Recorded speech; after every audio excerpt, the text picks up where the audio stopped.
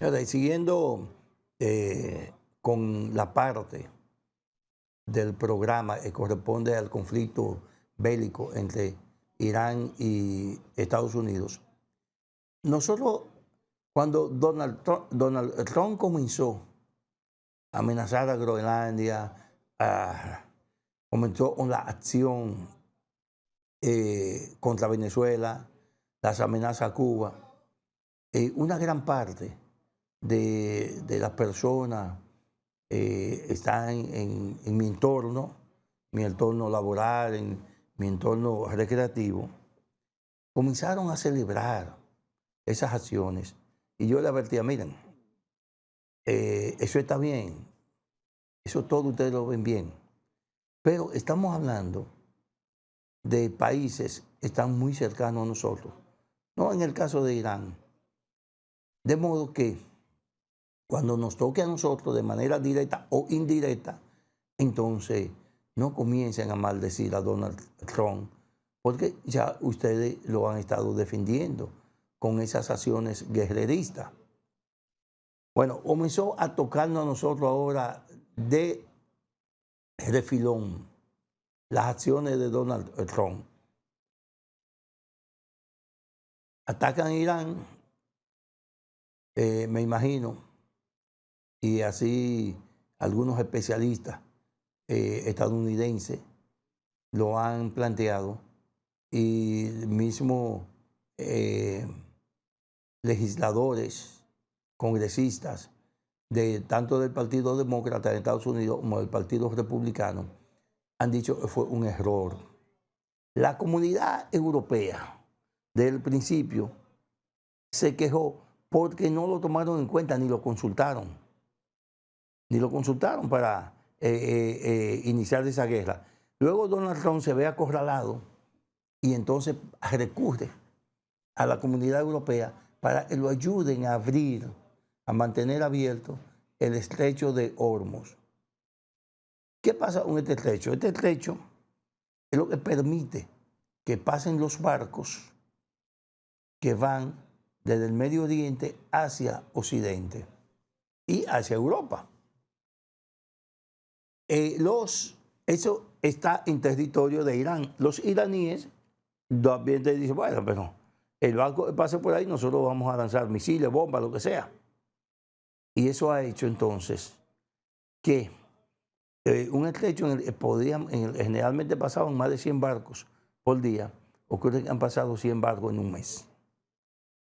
¿Y qué hace eso? Bueno, hay una disminución del petróleo, hay menos petróleo en Occidente, y si hay menos petróleo, de acuerdo a la ley de oferta y demanda, si hay menos petróleo, entonces el precio sube. Por eso tenemos un petróleo hoy que está duplicado con el precio que concluyó a final del año 2025.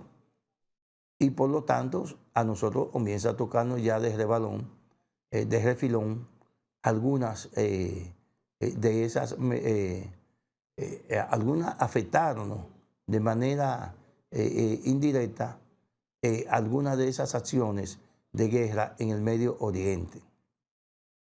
Parece los estadounidenses, me refiero a lo que dirigen el Estado, porque la población no está nada conforme, y ahí lo demuestran las encuestas. Esta semana creo que el New York Post publicó una encuesta, y hay otras también se han publicado, ustedes lo pueden encontrar en redes sociales, donde dice que Donald Trump ha bajado su nivel de aceptación a un 35, 34%. 34 o 35%. Eso es sumamente grave, porque ustedes sustentar, colocar un país en una guerra donde el 65% de la población no está de acuerdo, eso es una situación, una carga muy pesada. Y muy pesada que, por supuesto, los republicanos lo van a sentir en las elecciones de medio tiempo, que son en noviembre. Mire, tanto así que hubo una vacante en el Congreso, creo, de un legislador de Miami, y el jueves, el miércoles, escogieron el sustituto. ¿Sabe qué pasó? Los demócratas candidato demócrata, ganó ampliamente. Ampliamente. Porque la gente, el estadounidense, no quiere guerra. Y miren, tanto en el caso de Venezuela como lo está ocurriendo ahora, Estados Unidos está siendo bombardeando. Pero hay rumores de que Estados Unidos mandó 10.000 tropas, o sea, 10.000 hombres al Medio Oriente para una posible incursión terrestre en Irán. Eso es sumamente difícil, eso, y para mí no es más un aguaje, porque Estados Unidos no va a soportar, el gobierno no va a soportar la presión de la gente cuando comiencen a llevarle soldados muertos por pipa, como dice en el Cibao. Porque los iraníes no les importa matarse 20, sacrificarse 20 para matar 5 enemigos, no le importa eso. Entonces, las familias estadounidenses, cuando comiencen a llegar esos cadáveres, entonces van, en caso de que se produzca una incursión terrestre, entonces ahí van a sentir lo que es una guerra en tu propia casa. Y además de sentir eso, comenzarán a presionar al presidente Trump para que ponga fin al conflicto. Ahora, Trump está en una encrucijada, porque él anunció con bombos y platillos al mundo entero que acabaría esa guerra en una semana. Y tanto es así, en una semana después lo entrevistaron y él dijo, no, pero ya nosotros ganamos, ya la guerra terminó. A partir de ahí es que ha habido entonces bombazos de ambas partes, bombazos de ambas partes.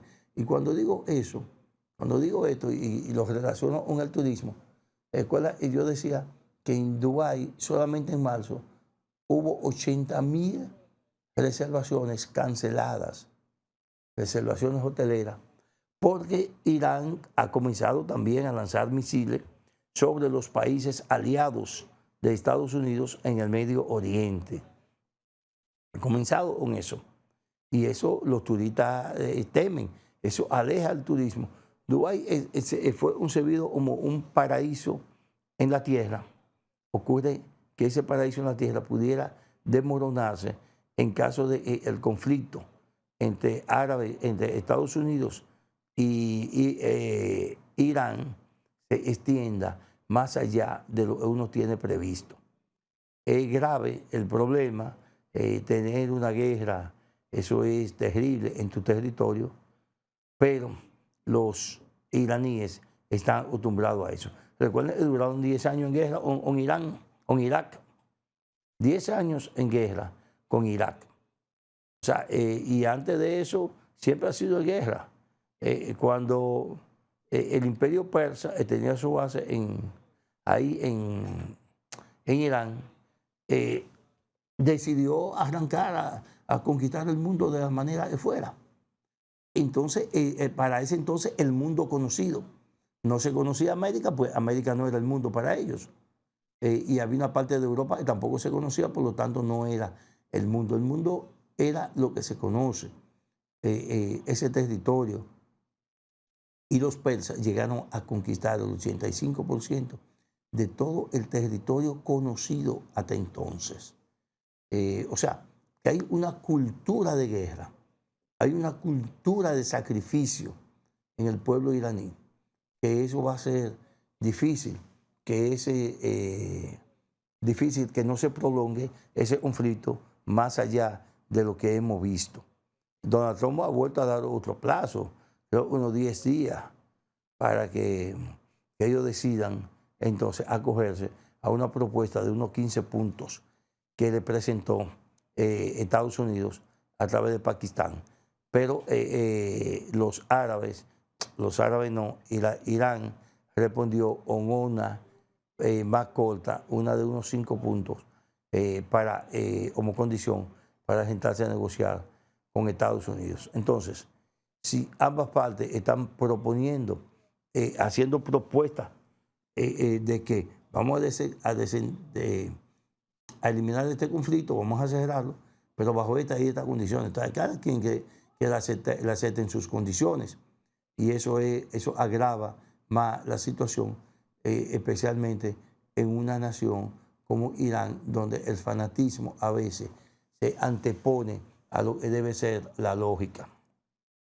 Eso pasó con Donald Trump. El ego de Donald Trump lo llevó a Estados Unidos a esa guerra con Irán, que no se sabe todavía si realmente Estados Unidos pudiera doblegar al pueblo y al ejército iraní. Irán está dividido, como siempre, entre los chiitas y los sunistas, los que creen que pueden quedarse en el poder. O sea, los chiitas y los sunitas tienen un conflicto y uno y otro viven tratando de ver cuál se queda. Si los chiitas, eso lo están dirigiendo ahora,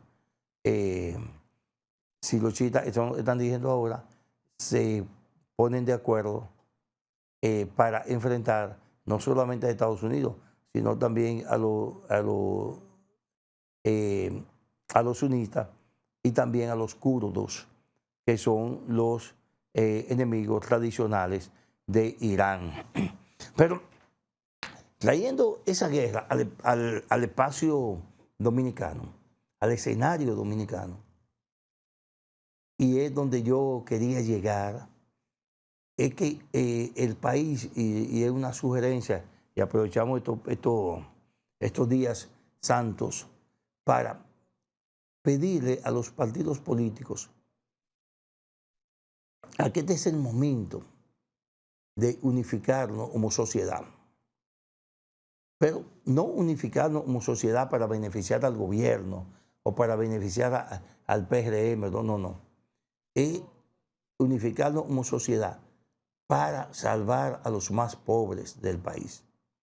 Que no sea una acción aislada del gobierno o de un partido particular. No, la acción sea del conjunto. Por eso critico cuando los partidos políticos comienzan a criticar, reitero, las acciones y a criticar propuestas, pero sin proponer nada. Es como cuando usted le dice a alguien, mira, no use ese camino, porque ese camino es muy peligroso. Sin embargo, vete por aquí, que es más seguro. Y le da una alternativa. Entonces, eso es un buen consejo. Pero aquí solamente estamos criticando lo de la oposición, criticando las decisiones del gobierno sobre este momento de crisis, y los funcionarios públicos criticando la apatía o la inercia de la oposición. Yo lo que creo que este es un momento para el liderazgo político se reúna, para que se junte. Y si es posible, que cada quien lleve un plan de acción de cómo minimizar los efectos de esta guerra. Y que ese plan de acción, y ahí mira, ahí puede entrar el Consejo Económico y Social, puede entrar ahí como mediador. Se discutan las propuestas y se diseñe un plan de emergencia si es posible, pero un plan de nación en el que todos los partidos, todos los líderes políticos, o por lo menos de los partidos más importantes, estén juntos y hagan una propuesta y acepten propuestas en conjunto. De modo que un plan que salga ahí de unos 5 o 6 puntos sería un plan de nación que cuente con el apoyo de todos los sectores. Si usted plantea eso a los dirigentes de la oposición, dice, sí, pero el gobierno se beneficia de eso porque no vamos a hacer oposición en este momento. Si estamos pensando el gobierno se beneficia o no se beneficia, entonces como nación nos jodimos, como país nos jodimos. Pero nada, esa es la situación por la que estamos pasando y la propuesta nuestra es esa, es que haya un consenso, es que haya una propuesta de nación, no la que Abinader planteó, no la que Leonel planteó, no la que Danilo planteó, no, es una propuesta de nación que la acojan los directores de medios de comunicación, que la acoja el comercio, que la acoja la industria, que la acoja el gobierno, que la acoja la oposición. Propuestas que sirvan para minimizar los riesgos, para minimizar la situación de presión social y política en la que este país pudiera embarcarse en caso de que sigan el incremento de todos los combustibles y la incertidumbre de una guerra que no se sabe a dónde va a parar. No se sabe porque Irán ha comenzado a bombardear, ha comenzado a lanzar misiles a aliados tradicionales de Estados Unidos en el Medio Oriente. Entonces, eso podría llevar el conflicto, ampliar el conflicto, de manera que nosotros, como nación, estemos entre los más perjudicados, porque no tendremos cómo responder a las necesidades de petróleo, las necesidades de energía eléctrica, porque una está conectada de la otra. Sin embargo, pero parece es como un asunto de bendición. Han comenzado a caer aguaceros en el territorio nacional y eso va a contribuir a llenar los embalses de las presas y, por supuesto, a incrementar lo que es la energía hidroeléctrica, o sea, son la cantidad de kilovatios que manejan las presas y represas que tenemos en el país. Sobre ese mismo tema y refiriéndonos a las posiciones, bien, amigos televidentes, están haciendo señas, tenemos que irnos ahora a una pausa y en breve retornamos con ustedes acá en Coloquio Cultural.